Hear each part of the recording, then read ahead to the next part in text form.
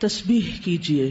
جہاں تک تسبیح کرنے کا حکم ہے تو وہ نماز کے اندر بھی اور نماز کے علاوہ بھی ہمیں اس کی تاکید ملتی ہے اور اس کا بہت فائدہ اور ثواب ہے. خاص طور پر غم اور پریشانی دور کرنے کے لیے اللہ سبحانہ وتعالیٰ کی تسبیح بیان کرنا بہت فائدہ دیتا ہے. اسی طرح نماز کے سجدے کے علاوہ جیسے سجدہ تلاوت ہے، سجدہ سہو ہے، سجدہ شکر ہے،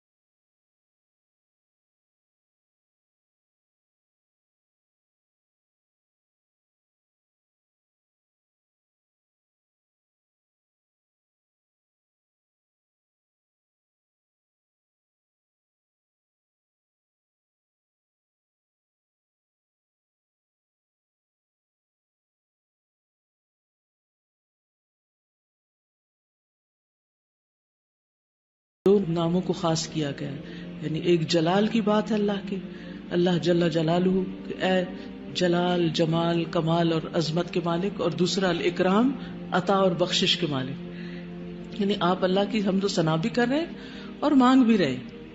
چوتھا، لا حول ولا قوت الا باللہ.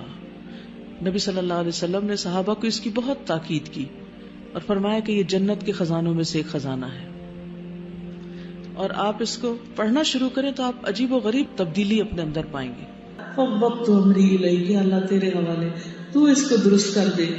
والجأت ظہری الیک، اور میں نے اپنی پشت تیری طرف پناہ کے لیے، یعنی کہ تیرے شیلٹر میں دی. رغبتاً و رہبتاً، رغبت رکھتے ہوئے بھی اور ڈرتے ہوئے بھی. لا ملجا ولا منجا منک الا الیک، کوئی ملجا و ماوا نہیں، کوئی ٹھکانہ نہیں، کوئی شیلٹر نہیں مگر تیرے ہی پاس. آمنت بکتابک الذی انزلت، میں تیری نازل کردہ کتاب پر ایمان لے آیا. ونبیک الذی ارسلت، اور تیرے نبی مرسل کو تسلیم کر لیا. تو جو شخص یہ دعا پڑھتا ہے تو اللہ تعالیٰ اس کے لیے راستے آسان فرما دیتا ہے. آپ صلی اللہ علیہ وسلم یہ دعا پڑھ کر سوتے تو صبح بیدار ہونے پر خیر کی دعا کرتے. جب آپ رات کو یہ دعا پڑھیں گے تو انشاءاللہ اگلا دن بہت خوبی اور بھلائی سے سٹارٹ ہوگا، نیکیوں کی توفیق ہوگی. آزما کے دیکھ لیجیے، رات کو سوتے وقت اس دعا کو پڑھنا نہ بھولیں. آپ یہ بھی کر سکتے کہ چھوٹے سائز کا اس کو چھپوا لیں اور اس کو اپنے بیڈ سائڈ کے پاس چپکا لیں، یا اس کا کوئی اسٹیکر یا کوئی ڈیکوریشن پیس کی طرح کا لکھنے کے لیے، اور پھر ہر روز رات کو پڑھ کے سوئیے. اس کو میں دوبارہ پڑھ دیتی ہوں دعا کو. حضرت برا بن عازب روایت کرتے ہیں کہ رسول اللہ صلی اللہ علیہ وسلم نے مجھ سے فرمایا کہ جب تم اپنے بستر پر آؤ تو کہو اے اللہ میں نے اپنے آپ کو تیرے سپرد کر دیا، میں نے اپنا چہرہ بھی تیری طرف متوجہ کیا اور اپنے تمام معاملات تیری تفویض میں کر دیے، میں نے اپنی پیٹھ کو تیری طرف جھکا دیا، تیری رغبت کرتے ہوئے یا تیرے عذاب سے ڈرتے ہوئے، تیرے علاوہ کوئی پناہ گاہ نہیں نہ کوئی نجات گاہ ہے، میں تیری نازل کردہ کتاب پر ایمان لے آیا اور تیرے نبی مرسل کو تسلیم کر لیا۔